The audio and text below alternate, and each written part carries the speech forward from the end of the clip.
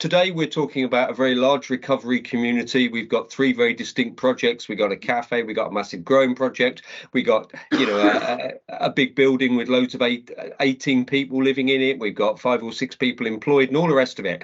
But that didn't happen overnight. That's happened over the last 7 or 8 years. Yeah. How did the moment occur when you invited me, and I know you invited more than just me, but 3 or 4 people to stand outside a disused youth hostel and you share a vision with us? How did that arrive? Yes? Out of sheer desperation, to be honest with you, Wulf.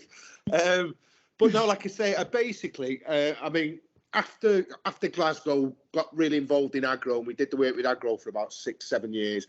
But it was always this idea that I knew that what we needed to do with AGRO was concentrate it. We had like a couple of meetings a week, we did a bit of gardening, we played football or whatever. But what we needed to do was concentrate and put everything under one roof. And it's always been this idea of like Biker Grove, but for people with drink and drug problems. So just basically a safe place for people that was clean and sober where they could be. Obviously the residential element, but open to the wider community. So the doors open 7 in the morning, shut 11 at night.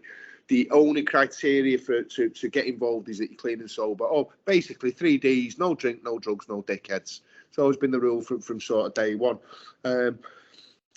So we kind of, like I said, wanted to concentrate what was going on, but like I say, and getting really frustrated with the whole AGRO setup, I have to say as well, because when we set AGRO up, it was a fantastic idea, but we set it up as a community interest company, and we got people involved that were basically directors of treatment agencies and stuff like that, and they were just there to protect their agency's interest and weren't there to support the organisation. We ended up with a load of talkers and very little doers, and I just got to the point where I just got pissed off with it and thought, I can do this bigger, better, quicker ourselves and cut all the crap out, and also remove the chances out of there, remove these people out of there that aren't supporting what we're doing, that are just trying to keep an eye on it and monitor it.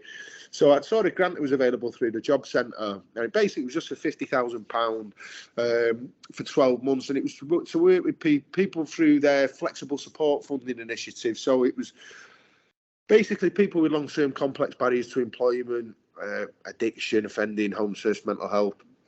So put in for it, had some.